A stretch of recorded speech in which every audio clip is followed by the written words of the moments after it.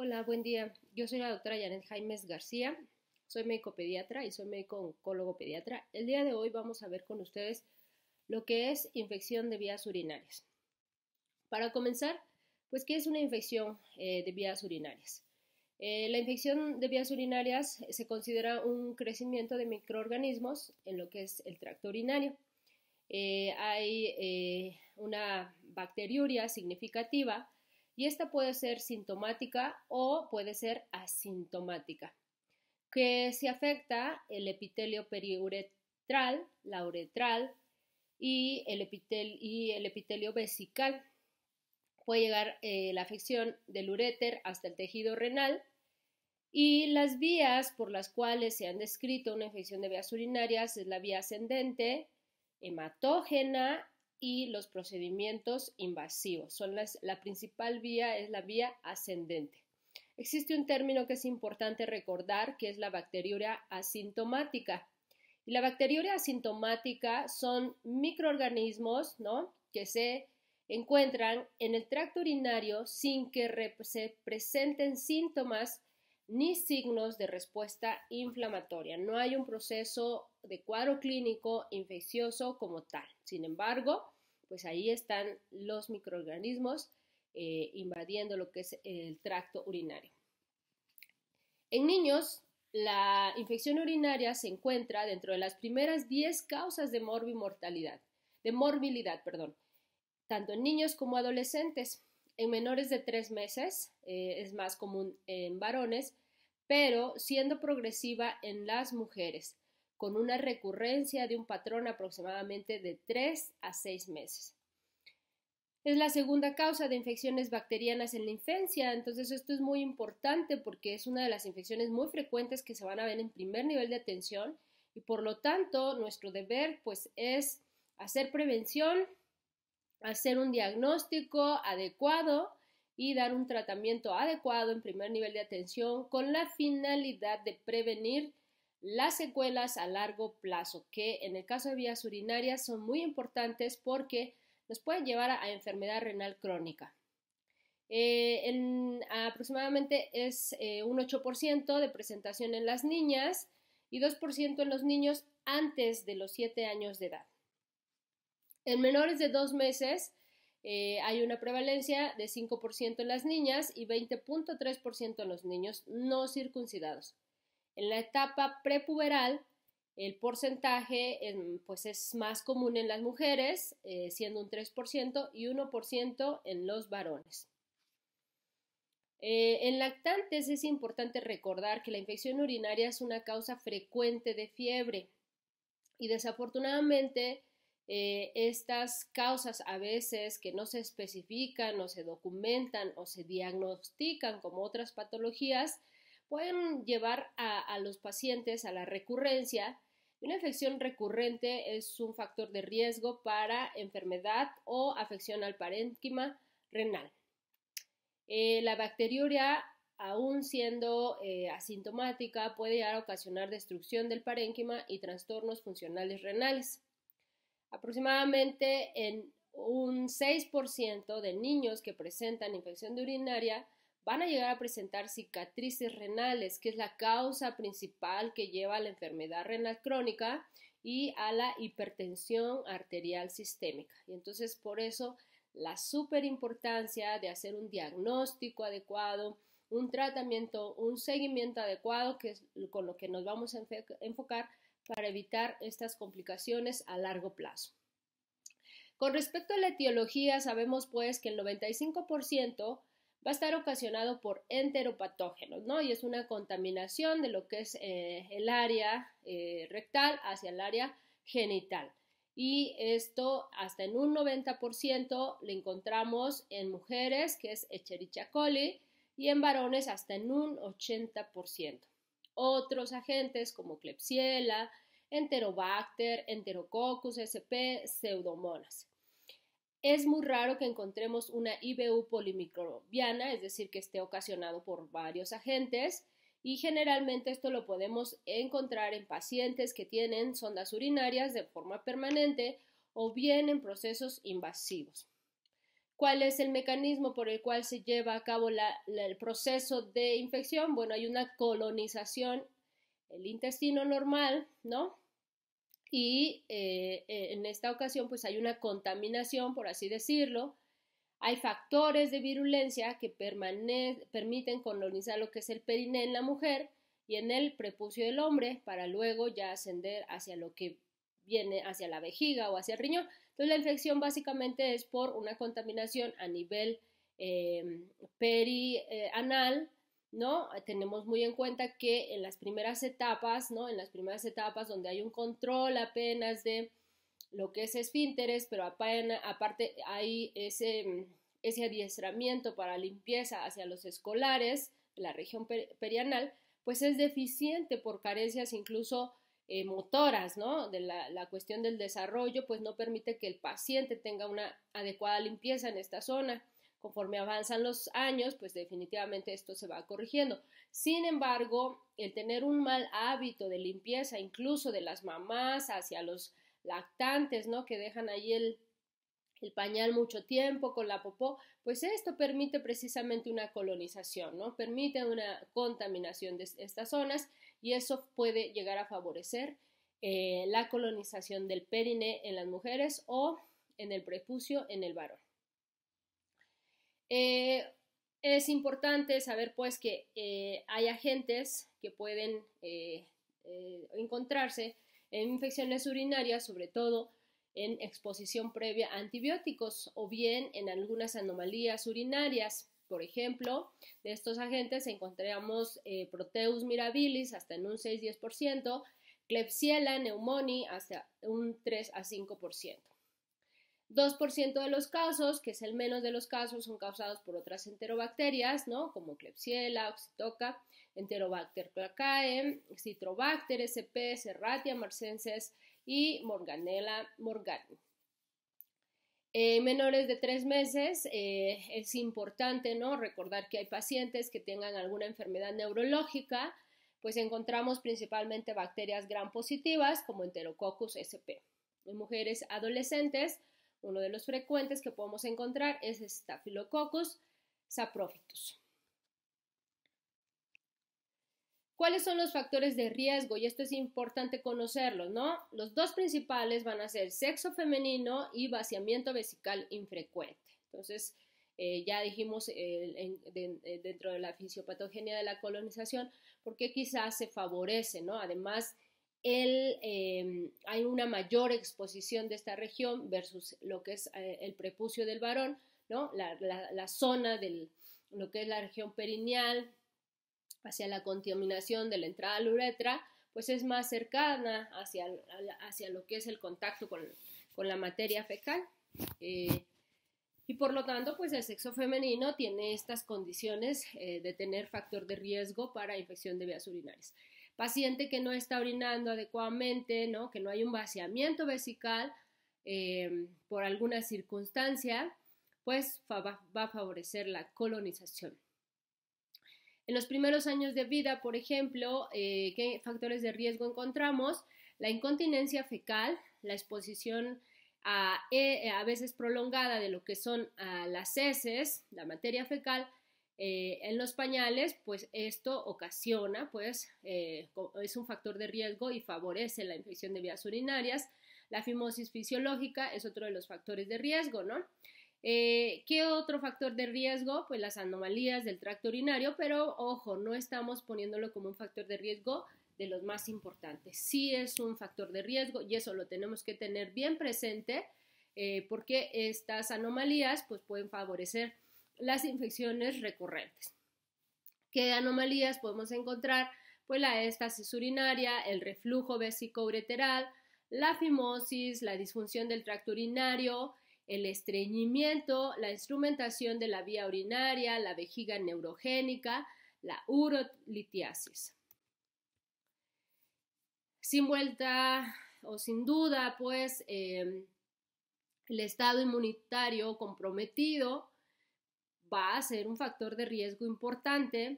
La actividad sexual, las anomalías genitourinarias, el reflujo vesicoureteral son factores de riesgo. Es importante saber, pues, que hay factores de riesgo que nos van a predisponer a un daño renal y dijimos que infecciones recurrentes son uno de ellos y el reflujo vesicoureteral de alto grado es otro. Por lo tanto, siempre es importante el tratamiento, el seguimiento de un paciente con infección urinaria sin alguna anomalía para evitar infecciones recurrentes que son dentro de las causas importantes las que pueden llegar a predisponer este daño renal a largo plazo. ¿Cuál es el cuadro clínico? Bueno, en cuestión de pediatría, siempre los pacientes lactantes, en cuestión de cuadros clínicos, son los que más vamos a tener la dificultad a veces de interpretar. Quien nos apoya muchísimo en esta parte de poder valorar sintomatología que se esté presentando, pues es la mamá, es el cuidador del paciente. El que está ahí con él es el que se da cuenta de las alteraciones que puede llegar a estar presentando. Son pacientes que no se comunican verbalmente, que únicamente su comunicación es a través de quejarse, ¿no? De gesticulaciones, y entonces a veces cuesta la interpretación médica, sobre todo en el caso de que a veces sean niños que no tengan una atención importante, ¿no? Que haya una desatención, un descuido por ahí y que no se dé cuenta la mamá de lo que está ocurriendo o de los síntomas que pudiera estar presentando el bebé o bien del cuidador primario, ¿no? Entonces es bien importante recordar que en general en pediatría, en cuanto a cuadro clínico, siempre los lactantes nos van a dar este tipo de situación. En los menores de 2 años, pues el cuadro clínico pues, se va a hacer inespecífico. En mayores de 2 años ya puede haberse datos como son la disuria, ¿no? Dolor suprapúbico, abdominal o lumbar. Los síntomas clásicos de una infección urinaria ya los conocemos: disuria, poliacuria, tenesmo vesical, urgencia miccional, ¿no? Dolor suprapúbico, y puede estar representado con o sin fiebre, aunque tenemos que tomar en cuenta que en los lactantes una causa principal de las fiebres, sin un origen bien determinado, pues una infección urinaria. Tenemos pues que los datos en lactantes, ¿no? Menores de 3 meses, puede ser que lleguen a presentar de manera frecuente fiebre, vómito. El niño se ve mal, ¿no? Está irritable, está con fiebre, no hay un foco. Menos frecuente puede haber la pérdida de apetito, la pérdida de peso, ¿no? El dolor abdominal, la hematuria, la orina que huela mal. Pacientes más grandes, puede haber poliacuria, puede haber fiebre, puede haber dolor abdominal, vómito, ¿no? A veces dolor abdominal y vómito no siempre es igual a apendicitis. Dolor abdominal, vómito y fiebre. A veces, si no encontramos una exploración física evidente de apendicitis, pues entonces nuestros diagnósticos diferenciales pues, principalmente van a ser una infección urinaria. Con esto no quiere decir que la otra causa es infección urinaria. Hay que hacer un abordaje adecuado para clínico diagnóstico para llegar a la causa en específico, ¿no? En neonatos, como comenté, pues la irritabilidad, el rechazo al alimento, los vómitos, el retraso ponderal puede llegarse a presentar. ¿Cuál es la clasificación? Bueno, tenemos de acuerdo varias clasificaciones. Y de acuerdo al sitio tenemos infección del tracto urinario bajo o no complicada, que se conoce como una cistitis. Esto es una inflamación de la mucosa vesical y habitualmente los datos clínicos que van a presentar por una cistitis va a ser disuria, frecuencia de la micción, urgencia miccional, orina fétida, puede haber incontinencia urinaria, hematuria, dolor suprapúbico. Tenemos la infección del tracto urinario alta o pielonefritis aguda. Esta es una infección piógena, no bacteriana o por contaminación, difusa hacia la pelvis, ¿no? Y el parénquima renal. Dentro de los datos principales, aparte de la sintomatología urinaria, el dolor abdominal, el rechazo a la alimentación, pues está la fiebre. En lactantes y niños puede haber disminución de lo que es el apetito, alteraciones en el crecimiento, y esto es bien importante porque todo paciente que está en un proceso de desnutrición tenemos que hacer un abordaje descartando una infección urinaria. A veces lo que quiero decir es que podemos tener bacteriurias sintomáticas o infecciones recurrentes no sintomáticas de manera importante, y el niño está teniendo estos problemas y no llegamos a detectarlo porque no se hace un abordaje adecuado, y en lo que repercute es en el crecimiento. En relación a la sintomatología, las infecciones urinarias se van a clasificar en bacteriuria asintomática y en sintomática, ¿no? Infección urinaria sintomática. Entonces, en la bacteriuria asintomática existe una atenuación de la bacteria uropatógena por el hospedero o colonización de la vejiga por bacterias no virulentas que son incapaces de activar una respuesta sintomática. En el caso de la sintomática, pues hay un proceso inflamatorio, piógeno, y hay una irritación del vaciamiento vesical que nos va a dar dolor suprapúbico y datos de cistitis. O bien puede haber una fiebre importante, un ataque al estado general más la sintomatología urinaria, que lo conocemos como pielonefritis. En cuanto a las complicaciones, las infecciones urinarias se van a clasificar en no complicada y complicada. Entonces la no complicada, ¿no? Quiere decir que va a respetar pues la función renal, ¿no? No hay una afección hacia lo que es el parénquima renal. Y la complicada, hay una presencia, esto puede ser generalmente ocasionada por presencia de malformaciones nefrológicas, alteraciones mecánicas o falta de respuesta al tratamiento. Ojo, falta de respuesta al tratamiento. Entonces, la pielonefritis como tal, pues per se, se considera una infección urinaria complicada. En cuanto al episodio, ¿no? También hay otra clasificación en cuanto al episodio. Tenemos la primera infección, ¿no? Y la infección recurrente. La infección recurrente definiéndolo como una infección no resuelta y persistente, ¿ok? En cuanto a la severidad, vamos a clasificar a las infecciones urinarias como una infección urinaria simple, hay un cuadro clínico sin complicaciones, o infección urinaria grave, en el cual el paciente tiene un ataque al estado general, hay fiebre importante, puede haber deshidratación moderada o severa por vómitos.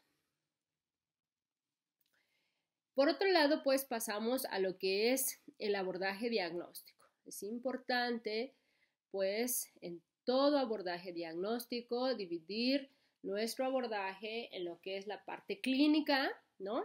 Que va a involucrar la historia clínica y la exploración física. Y en países en vías de subdesarrollo son elementos cruciales para la sospecha diagnóstica. 80% de los diagnósticos pueden realizarse mediante una historia clínica adecuada y una exploración física completa. Por lo tanto, es crucial hacer un adecuado interrogatorio, una adecuada exploración física, pues para llegar a la sospecha diagnóstica. Por otra parte, aquí que nos interesa conocer en el aspecto de la historia clínica, bueno, los antecedentes, los cuidados de ese paciente, la alimentación, ¿no? Los cuidados incluso urinarios, si es un lactante, cada qué tiempo se cambia el pañal, si es una escolar, cómo se realiza la limpieza. Es importante en la adolescente reafirmar cómo lleva a cabo la limpieza de los genitales. Recordemos que esta debe de ser de la parte anterior hacia la posterior, es decir, de la vagina hacia la región perianal. Y esto es bien importante porque son situaciones muy comunes, la deficiencia en la adecuada limpieza de la región genital y perianal, que es lo que va, finalmente ya dijimos, es la causa principal por la cual se lleva a cabo la contaminación. Y entonces debemos de reforzar esa parte, el cambio de la ropa, ¿no? En el caso de ya pacientes que no utilizan pañal, pues el cambio de la ropa, la frecuencia, ¿no? E incluso a veces hasta se involucra, ¿no? Con las medidas de limpieza o de descontaminación de la ropa interior. En cuanto a la exploración física, pues es importante que recordemos que la exploración física en un paciente pediátrico siempre va de la cabeza hasta los pies. Independientemente del motivo de consulta, nosotros estamos obligados a hacer una exploración física completa. Sin embargo, es importante en el caso de la sospecha de infección urinaria hacer una exploración abdominal completa, ¿no? Buscando puntos ureterales, buscando puntos ureterales dolorosos, buscando Giordano, buscando incluso la exploración genital, ¿no? En busca de patrones de mala higiene. Entonces, son puntos a reforzar durante la exploración física. Y luego pasamos a lo que es el abordaje paraclínico. Y entonces el abordaje paraclínico tenemos lo que es el examen de orina. El examen de la orina lo podemos realizar mediante una tira reactiva. Y esta va a ser la principal como primer punto en el abordaje paraclínico. Nosotros pues solicitamos al paciente, ¿no? Una muestra de orina y esta muestra de orina vamos a recolectarla a través de diferentes mecanismos y vamos a realizar una tira reactiva, un urolastics en esa orina para después interpretarla. ¿Qué nos reporta la tira reactiva en orina? Pues varias situaciones de las cuales nos interesa el rubro de los leucocitos, es decir, la esterasa leucocitaria y los nitritos, ¿no? También ahí nos va a dar reporte de eritrocitos, el pH, la densidad, ¿no? La presencia de bilirrubinas, la presencia de sangre, la presencia de cetonas, todo eso nos va a interpretar. Nosotros en el caso específico de infección urinaria nos vamos a centrar en nitritos y esterasa leucocitarias, que son los primeros 3 rubros, ¿no? Está dentro de los primeros 3 rubros o cuadritos que vienen en esta tira reactiva. Entonces, si nosotros tenemos nitritos positivos y esterasa leucocitaria, básicamente estamos haciendo el diagnóstico si tenemos un cuadro clínico sospechoso. Tenemos otro abordaje paraclínico adicional a la tira reactiva, es adicional, que es el estudio microscópico, es decir, el estudio del sedimento. Y esto en algunos casos pues es lo recomendable si nosotros tenemos una tira positiva a nitritos y a leucocitos o esterasa leucocitaria, tenemos que hacer un estudio microscópico de la orina. Los métodos para la recolección puede ser con bolsa recolectora de orina y tenemos en esta situación algunos puntos que aclarar. En la recolección mediante bolsa, ¿no? Hay una contaminación muy importante, hasta un 63%. Hay una alta incidencia de falsos positivos y este método de colección de orina no es el adecuado para enviar un urocultivo. En el caso de un lactante es confiable siempre y cuando la tira reactiva sea negativa. Y es importante, ¿no? En el caso de los lactantes, en pacientes que no tienen un control de esfínteres, es uno de los métodos que utilizamos únicamente para recolectar orina y hacer lo que es la tira reactiva, pero no para enviar el resto de los estudios, que sería el urocultivo. Entonces, si se realiza la muestra adecuadamente, pues es aceptable como una segunda opción, no como la primera opción para recolectar orina. Y esto principalmente lo hacemos en los lactantes, ¿no? Hacemos una adecuada higiene previamente a pegar la bolsa en la región genital con agua, jabón, una limpieza adecuada de los genitales y entonces pegamos la bolsa y empezamos a colectar la orina para la tira reactiva. Otras opciones que tenemos para la recolección de orina es el cateterismo vésico-ureteral o el sondaje vesical.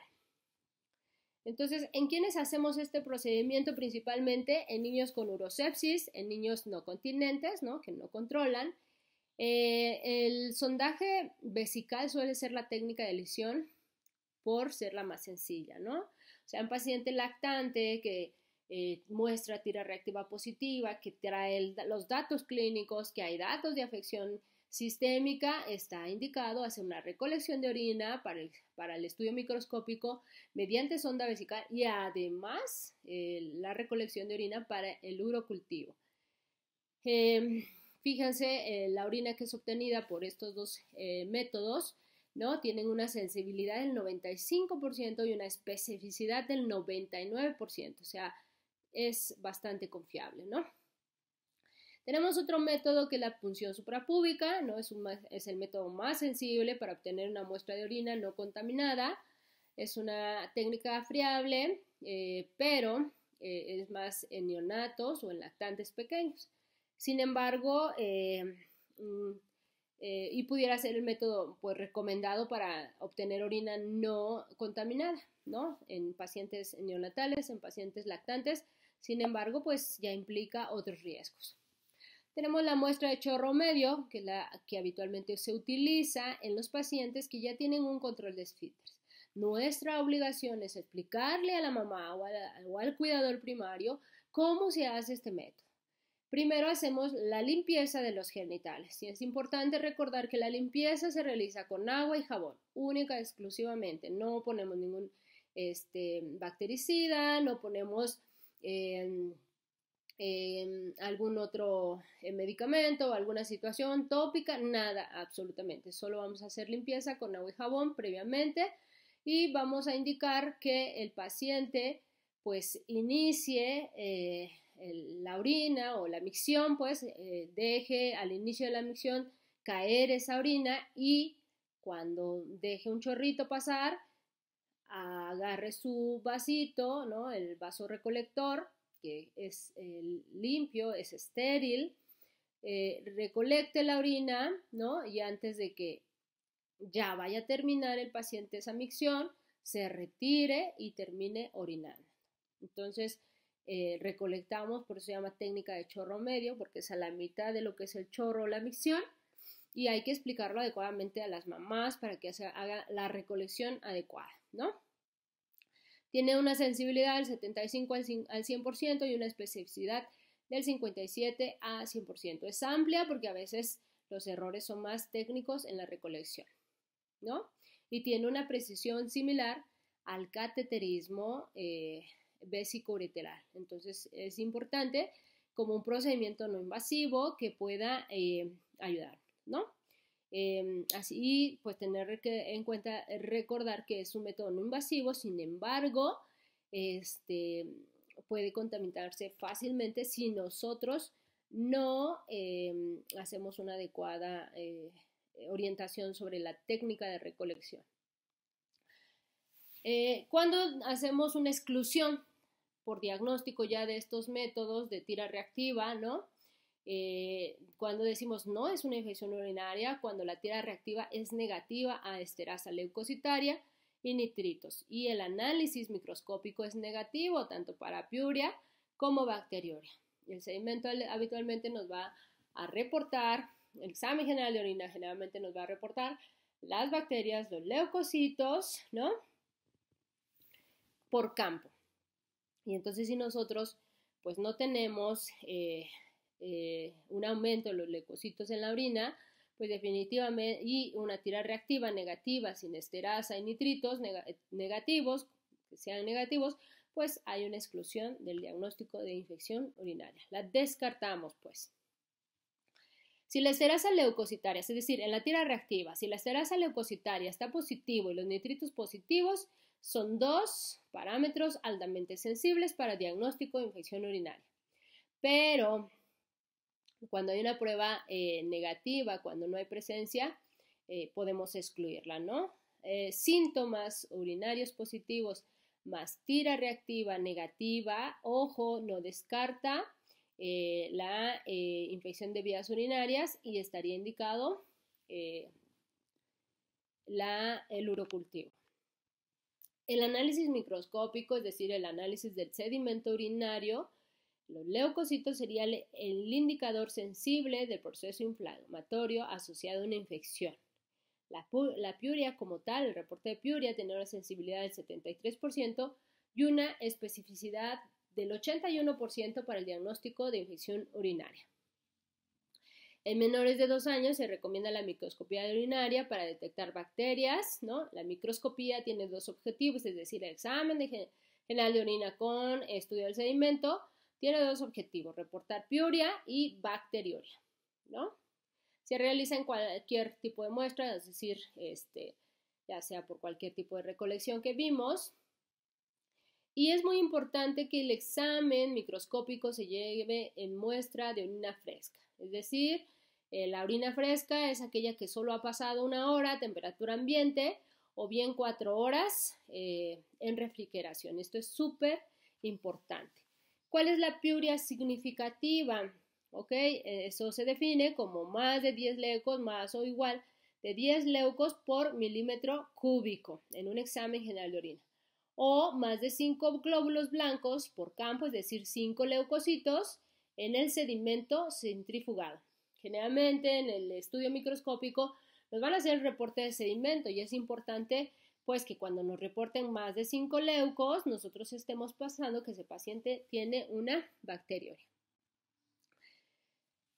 Entonces, el diagnóstico de infección urinaria con síntomas, cuando la microscopía, es decir, el estudio del examen general de orina y el sedimento detecta piuria o bacteriuria, y hay esterasa positiva y nitritos positivos, pues el diagnóstico está hecho. Serían los métodos paraclínicos a realizar en un paciente con sospecha urinaria.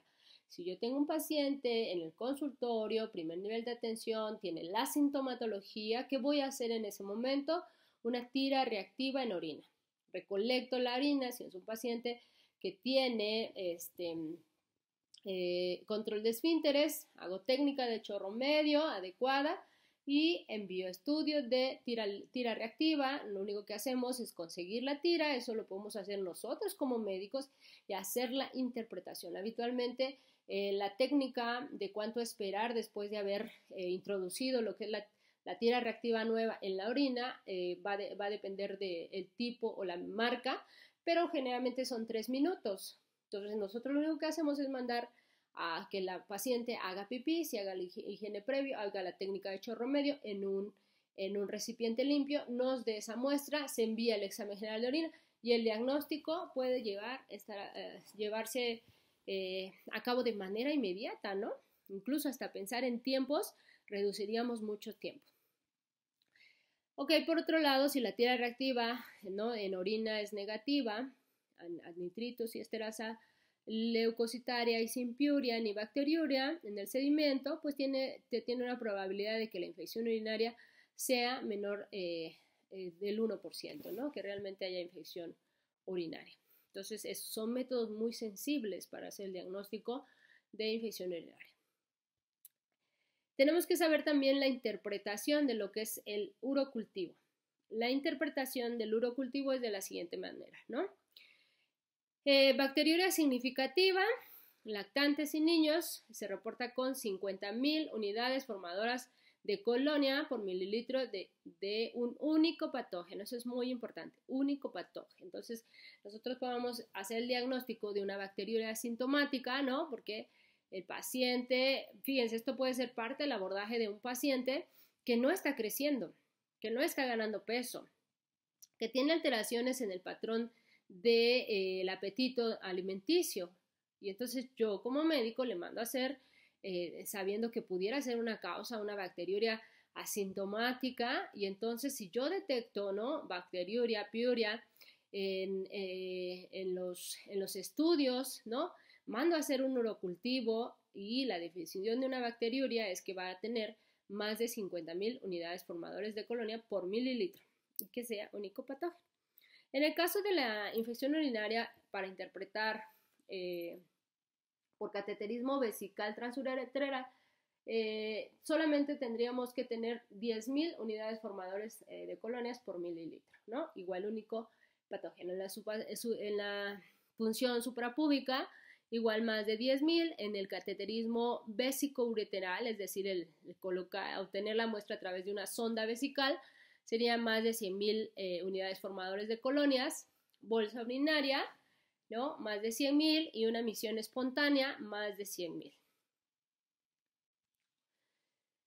¿Cuál es la recomendación? Pues tenemos una fiebre persistente, un análisis de orina previo negativo, no dar un tratamiento con antibiótico y realizar una segunda prueba de tira reactiva o microscopía, y esta la podemos realizar después de 24 a 48 horas, ¿no? Es decir, tenemos un paciente que está con fiebre, que tiene sintomatología inespecífica, ¿no? Alias lactante, alias preescolar, y tenemos una tira sin reporte, con reporte negativo, perdón, y un examen negativo. ¿Cuál sería la tendencia? Bueno, hacer una observancia de ese paciente, una vigilancia sin dar un tratamiento a ciegas. Esto es bien importante en los niños, es un problema que tenemos muy común y que vemos en pediatría, ¿no? Los tratamientos no justificados en los pacientes pequeños, pensando que es una infección respiratoria, pensando que tal vez algo es en la panza, y entonces dan tratamientos, entre ellos los cuales es un mal hábito que tenemos en nuestro país, ¿no? Del primer nivel de atención, dar un tratamiento sin tener un diagnóstico específico y además sin una justificación al menos meramente clínica. Entonces, nuestra responsabilidad en estos pacientes que persisten febriles por más de 48 horas sin tener un diagnóstico como tal, la recomendación es volverlo a repetir, ¿no? Si nosotros tenemos resultados negativos para una infección urinaria, es decir, tira negativa, con esterasa leucocitaria negativa, nitritos negativos, microscopía negativa, no es necesario enviar un urocultivo a menos que nosotros, por alguna situación, en este caso es todo negativo, no es que haya bacteriuria o piuria reportado, no, es todo negativo y no apoyan como tal el diagnóstico de una infección urinaria, por lo tanto el urocultivo no es necesario. Si tenemos una tira reactiva más un análisis de orina positiva, la confirmación de la infección urinaria es por urocultivo y es obligatoria, ¿no? De tal manera que yo tengo un paciente con sintomatología, tengo que, y con mi tira reactiva y mi examen microscópico positivo, yo tengo que enviar en ese momento, antes de iniciar un tratamiento, el urocultivo de manera obligatoria, ¿no? Como estándar de oro para el diagnóstico etiológico de infección urinaria. El urocultivo, pues, es fundamental tanto para el diagnóstico como para el tratamiento dirigido, que eso es súper importante y debería de ser, pues, como los estándares de tratamiento, ¿no? Siempre tener un tratamiento dirigido y no empírico.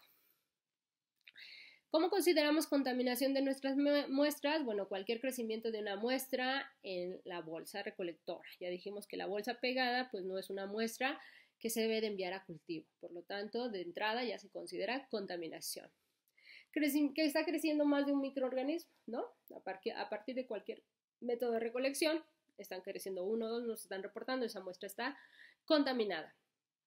Que haya crecimiento de comensales de la piel, y esto es muy importante, ¿no? La contaminación de los estafilococos, que es lo más frecuente, ¿no? Y pueden ser incluso de algunos streptos, es muy común. Unidad formadora de colonias menores a los recuentos que acabamos de mencionar por los diferentes tipos de recolección de orina. Si existe la posibilidad de contaminación, nosotros debemos repetir el cultivo de orina, sí. ¿En qué casos? Pues que haya síntomas urinarios convincentes, estoy bien claro la sintomatología, tengo un tracto urinario estructuralmente anormal ya confirmado, tengo que volverlo a enviar, y antecedentes de infecciones urinarias complicadas.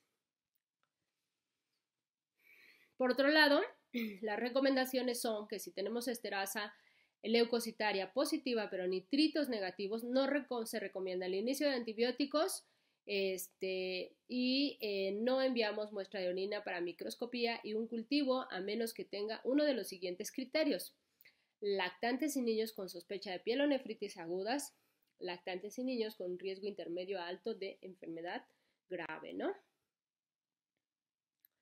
Lactantes menores de 3 meses, lactantes y niños con resultado positivo para esterasa leucocitaria o nitritos. lactantes y niños con infección urinaria recurrente y lactantes y niños con una infección que no responde al tratamiento después de 48 o dentro de las 48 horas de tratamiento, ¿no? Aquí está lo de la tira reactiva que les decía, de hecho es la parte inicial de la tira, ¿no? Aquí está la la esterasa leucocitaria o los leucocitos y aquí están los nitritos, ¿no? Y aquí tenemos positividad. Vamos a interpretar a través de colorimetría esta tira reactiva. Este paciente evidentemente tiene una infección urinaria, ¿no? Tiene leucos positivos, está hasta aquí más o menos el reporte y aquí están los nitritos positivos. ¿Qué estudios de imagen y cuándo enviarlos? Esto es otra parte muy importante, ¿no? El ultrasonido renal está recomendado cuando hay una infección de vías urinarias de repetición documentada o que sea resistente al tratamiento. Cuando haya una infección de vías urinarias atípica o una infección de vías urinarias recurrente. Cuando haya una infección urinaria febril en lactantes que no responde al tratamiento, ¿no? Y que podemos estar sospechando una obstrucción del tracto superior inferior en esos casos.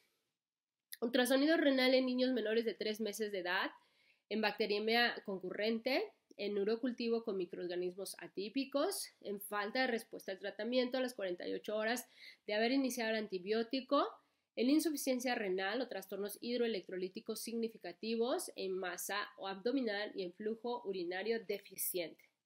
La cistouretrografía es el estándar de oro para diagnosticar el reflujo vesicoureteral. Y entonces dijimos que el reflujo vesicoureteral puede ser una causa común de infecciones recurrentes, ¿no? Y desafortunadamente son dentro de las dos causas principales para la enfermedad renal crónica. Y entonces esta cistouretrografía la estaremos indicando en los pacientes menores de 6 meses con infección urinaria atípica o recurrente, en pacientes de 3 a 6 años con infección urinaria atípica o recurrente, y en malformaciones renales diagnosticadas por ultrasonido renal o historia familiar o historia de retraso vesicoureteral. Pacientes de 2 a 24 meses de edad, en el segundo cuadro de infección urinaria febril o después del primer cuadro de infección urinaria febril con malformaciones ya diagnosticadas por ultrasonido. El gamagrama renal con DMCA es un estudio que principalmente lo hacemos para hacer diagnóstico de cicatrices renales y dentro de las principales indicaciones sería pues un paciente con reflujo vesicoureteral en pacientes con infecciones urinarias recurrentes. Y finalmente vamos a lo que es el tratamiento. Y en cuestión de tratamiento, bueno, nosotros podemos iniciar un tratamiento empírico, sí, por supuesto, ¿no? En la clínica, nuestra tira reactiva positiva, ¿no? A nitritos, a esterasa, y nuestro examen general de orina con microscopía, ¿no? Que eso es lo que hacen en laboratorio con más de 5 leucos por campo de alto poder en orina centrifugada o más de 10 leucos por milímetro cúbico de orina no centrifugada, ¿no? Entonces, y bacteriuria.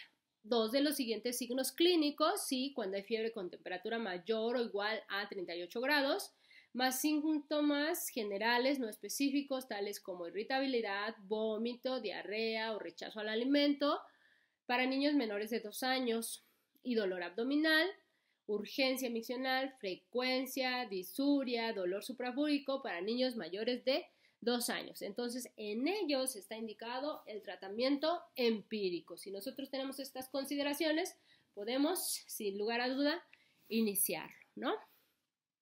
¿Cuáles son las recomendaciones? De acuerdo a la guía de práctica clínica, pues tenemos en menores de 3 meses aminoglucósidos más ampicilina, ¿no? Si hay datos de algún proceso infeccioso ya agregado, ¿no? Alguna complicación como sepsis, meningitis, datos de falla renal, enfermedad renal, antecedentes de daño neurológico, entonces podemos tener como opción una cefalosporina de tercera generación y el tratamiento es intravenoso. En mayores de 3 meses, donde existe riesgo de infección de enterobacterias, ¿no? Se pueden utilizar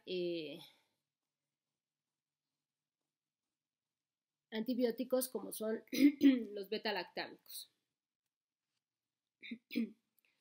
¿Cuándo hospitalizar a un paciente? Estos pacientes principalmente van a ser los menores de 3 meses, ¿no? Una población, y esto es importante que lo recuerden y espero les sirva muchísimo en su práctica clínica. En medicina siempre dividimos las poblaciones y dentro de ellos tenemos las poblaciones vulnerables. Y esto va muy referente a que son pacientes que se enferman quizá más, que tienen cierta patología en específico, cierta vulnerabilidad a las complicaciones, ¿no? Por muchas cuestiones que en el paciente pediátrico tiene que ver con el crecimiento y desarrollo, ¿no? Con algunas cuestiones de este tipo de situaciones. Y entonces, dentro de la misma edad pediátrica, sabemos que la población vulnerable son los menores de 5 años. Sin embargo, quiero que recuerden que siempre un menor de 1 año es una población de mucho riesgo para las complicaciones. Ni se diga, pues, en la etapa neonatal, ¿no? O en la etapa de los menores de 3 meses. Los menores de 3 meses, pues, serían, por ende, hospitalizar, ¿no? Pacientes que tengan afección del estado general o aspecto séptico, pacientes que tengan inmunosupresión, ¿no? Que haya un cuadro clínico en el cual haya vómito importante y deshidratación, ¿no? Con mala tolerancia a la vía oral. ¿Cuánto es la duración del tratamiento empírico? Estamos aquí con este cuadro, ¿no? Y en el caso de la cistitis, 3 días podemos darlos, antibióticos por vía oral. ¿Qué opciones tenemos? Nitrofurantoína, amoxicilina, cefalexina, fosfomicina, trimetoprim. Ojo, aquí en ningún momento vemos aminoglucósido. Esto es súper importante porque vemos con mucha frecuencia en la práctica un mal tratamiento en la elección del antibiótico, ¿no? De primera instancia muchos empiezan con cefalosporinas, lo cual pues hay que ir gradando este uso inapropiado a veces, ¿no? En el caso de la pielonefritis, ¿no? Aguda, que por ende ya dijimos que pudiéramos considerar como una infección urinaria complicada, la vía de administración, ¿no? Puede ser oral, puede ser intravenoso y tenemos que evaluar una respuesta a las 48 horas, ¿no? El tratamiento aquí, pues, es cefixime.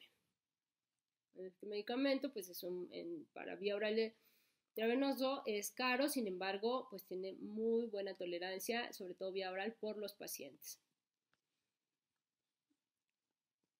¿En qué otros pacientes hospitalizar? En pacientes con neuropatía obstructiva, reflujo vesicoureteral, grado 4, grado 5, con una infección urinaria importante, imposibilidad para asegurar el seguimiento correcto. Y esa es otra de las cosas que siempre se recomiendan en muchas patologías, ¿no? El paciente no puede ser cuidado, tratado adecuadamente de manera ambulatoria porque no tiene cuidador primario adecuado, no tiene el nivel educativo adecuado, está a cargo de terceras personas. Entonces, son pacientes que mejor los vigilamos intrahospitalaria o iniciamos tratamiento intrahospitalario, al menos el proceso de las 48-72 horas y valorar el egreso, ¿no?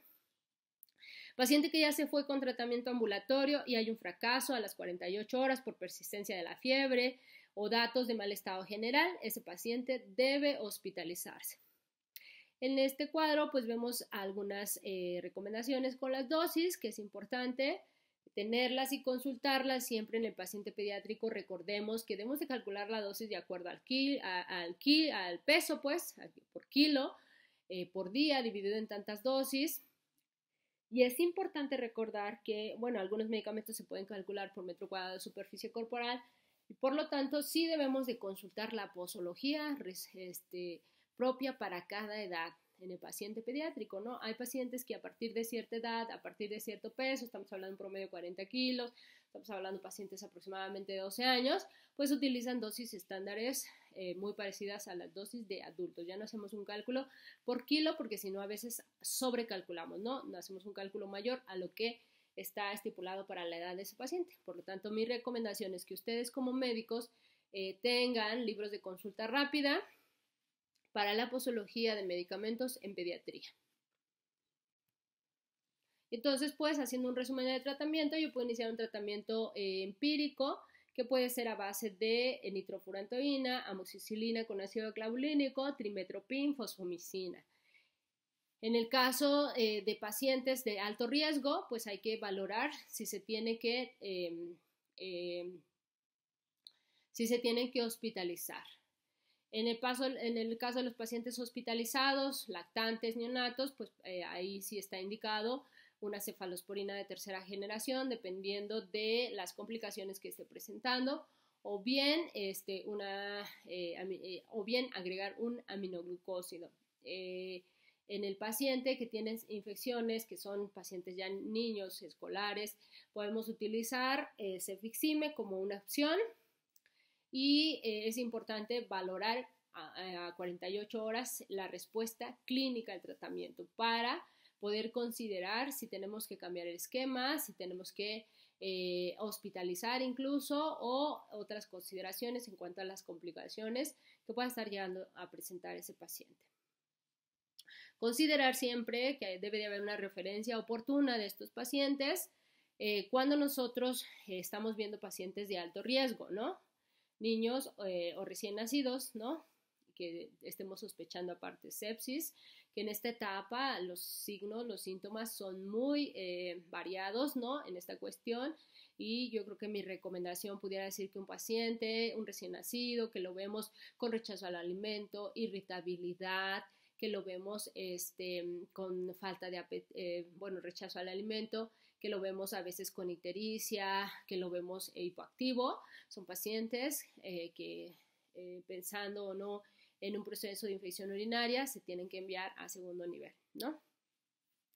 Niños menores de 3 meses, como ya dijimos, requieren hospitalización, por eso estos pacientes deben de enviarse a un segundo nivel para concretar el abordaje diagnóstico y dar un tratamiento intravenoso.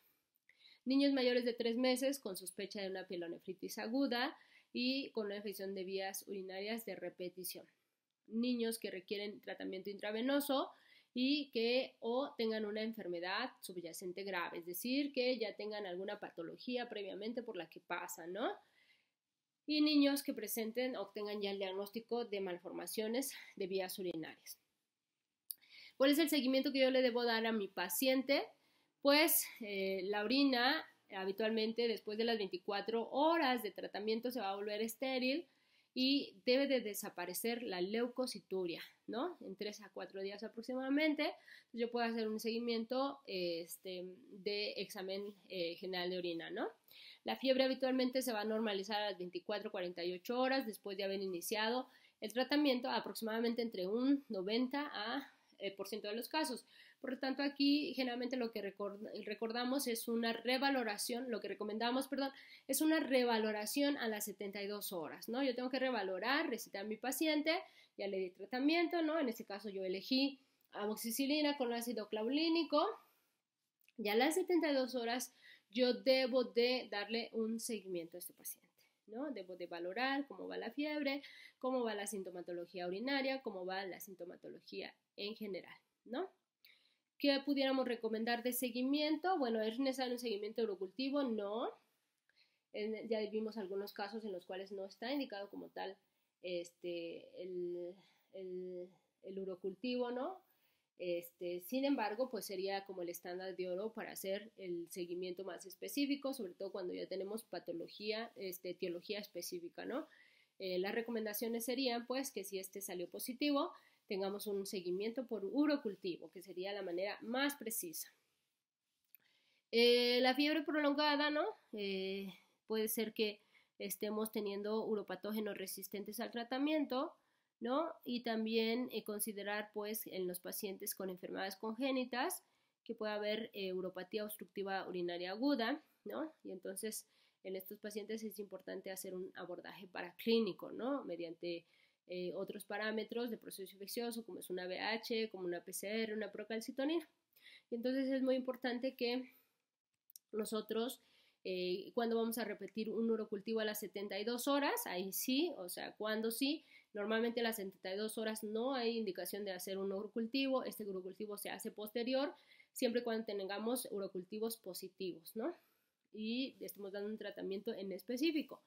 Repetir el urocultivo solo si hay mala evolución a las 72 horas. Un urocultivo de control en 48 horas después, en niños que estén recibiendo tratamiento, si no hay mejoría, ¿no? Un examen de orina a las 72 horas, eso sí estaría recomendado para evaluar la efectividad del tratamiento. Entonces, el seguimiento del paciente es que si no va bien a las 48 72 horas, no se dio la fiebre, no hay mejoría de la sintomatología urinaria, nosotros tenemos que mandar un urocultivo, hacer nuevamente un examen de orina y revalorar nuestro tratamiento.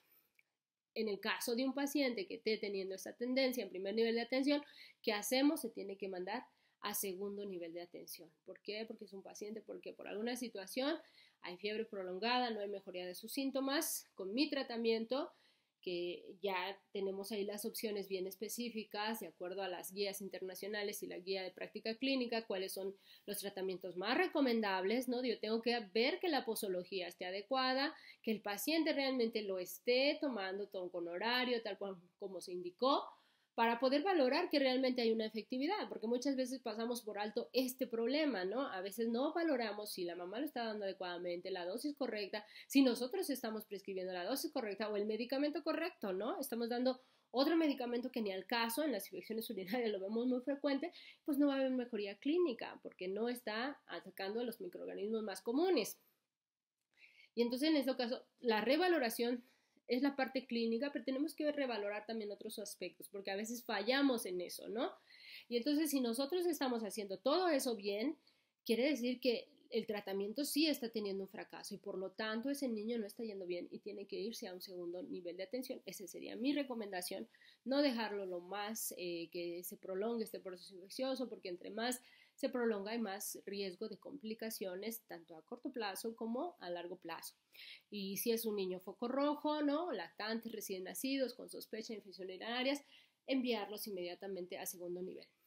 Tener en cuenta que yo debo de dar un seguimiento por orina, examen general de orina, a las 72 horas en todo paciente que instale un procedimiento de tratamiento empírico.